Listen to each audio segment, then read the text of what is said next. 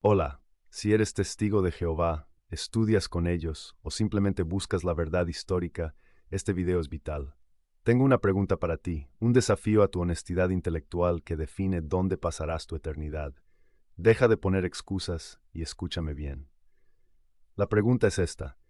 Para que Charles Taze Russell, fundador de los Testigos de Jehová, tuviera razón al iniciar su movimiento en el siglo XIX, ¿es estrictamente necesario que Jesucristo haya mentido en el siglo I? No puedes esconderte detrás de la ignorancia. Si tu organización tiene la verdad, ¿por qué oculta su pasado? Piénsalo antes de apagar. La premisa fundamental de la Watchtower es que la verdadera adoración desapareció poco después de la muerte de los apóstoles. Te han enseñado que hubo una gran apostasía total, una oscuridad de casi 1800 años, donde la verdad fue sustituida por mentiras paganas como la Trinidad, la inmortalidad del alma y el infierno. Según esta narrativa, Dios necesitó levantar a Charles Taze Russell en la década de 1870 para restaurar la verdad perdida. Pero aquí está el problema insalvable. Si la verdad desapareció totalmente y la Iglesia de Cristo dejó de existir durante 18 siglos, entonces las promesas explícitas de Jesús fueron falsas. Hoy pondremos en la balanza la palabra de un comerciante de Pensilvania del siglo XIX contra la del Hijo de Dios. Solo uno dice la verdad. No puedes tener a ambos. O Jesús cumplió su promesa y la Iglesia nunca cayó, lo que hace a Russell un falso profeta, o Russell tenía razón y Jesús falló.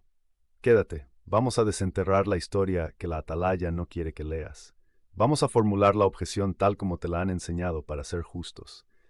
El testigo promedio cree sinceramente que la cristiandad es Babilonia la Grande, un sistema corrupto alejado de las enseñanzas sencillas de Jesús. Te dicen que doctrinas como la Trinidad son inventos filosóficos griegos del siglo IV.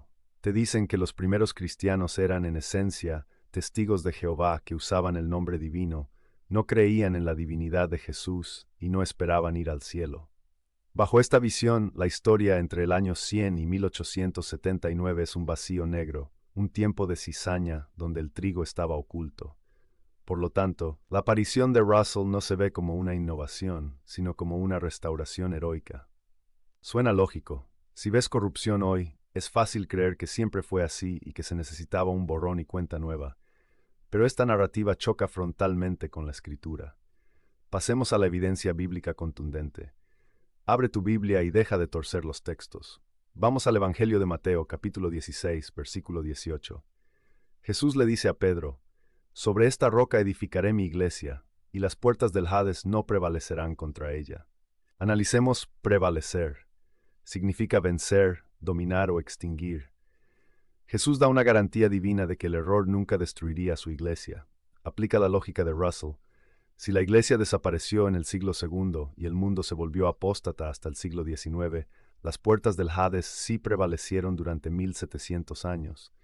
Eso significa que Jesús profetizó en falso. ¿Crees que el Hijo de Dios puede equivocarse en una profecía tan central?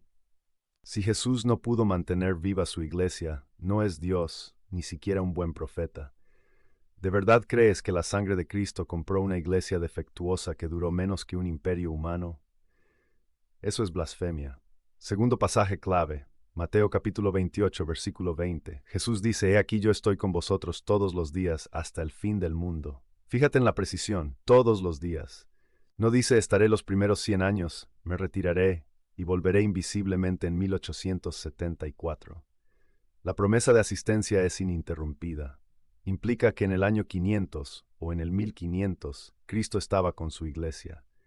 Si hubo un solo día sin iglesia verdadera, Cristo rompió su promesa.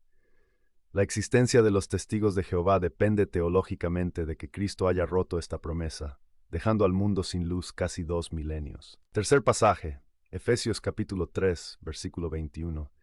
San Pablo escribe, «A él sea gloria en la iglesia por todas las edades». Pablo espera que la iglesia glorifique a Dios en todas las edades.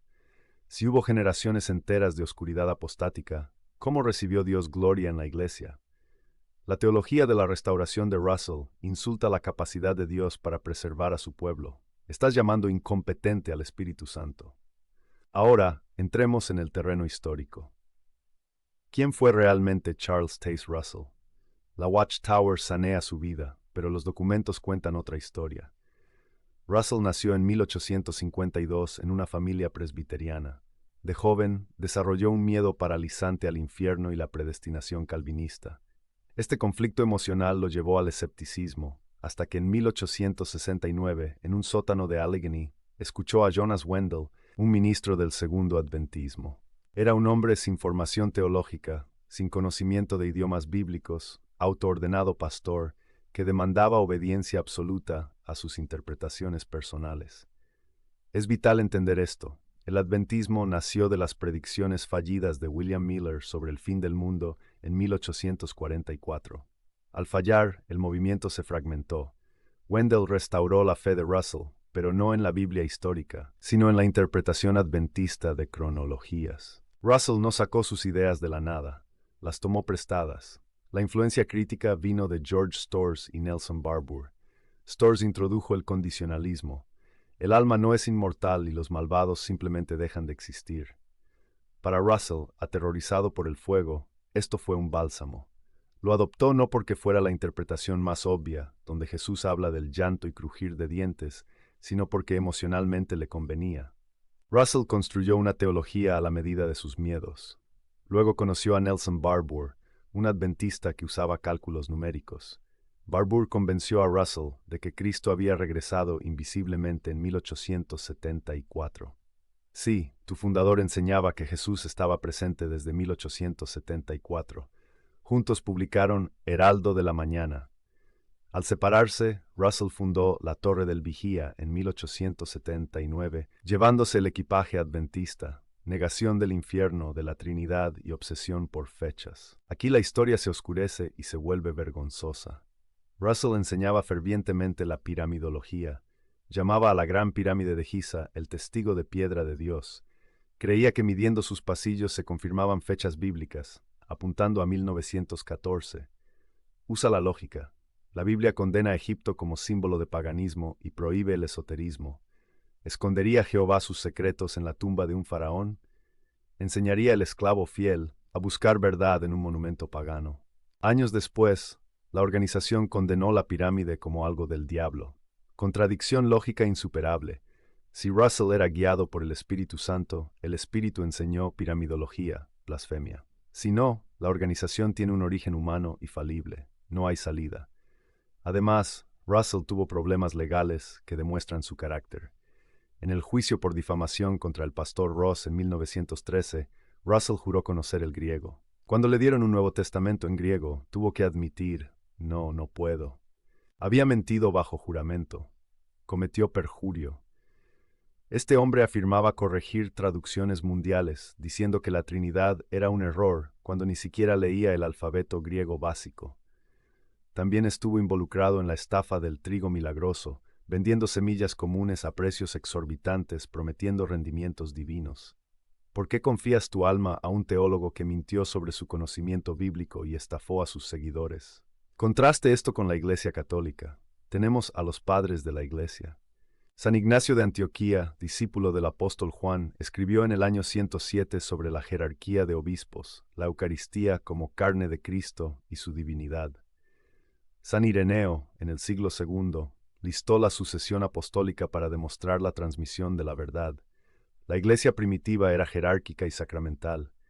La teoría de Russell de que todos estaban equivocados implica que los mártires eran herejes. Eso es un insulto a su sangre. Veamos la contradicción lógica interna. La Watchtower dice basarse solo en la Biblia. Pero ¿quién compiló la Biblia? Fue la Iglesia Católica en los concilios del siglo IV.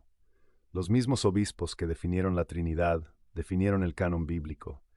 Si la Iglesia era Babilonia, la Biblia es producto de Babilonia. Aceptas la autoridad de la Iglesia para darte la Biblia, pero la rechazas para interpretarla. Es incoherente e hipócrita.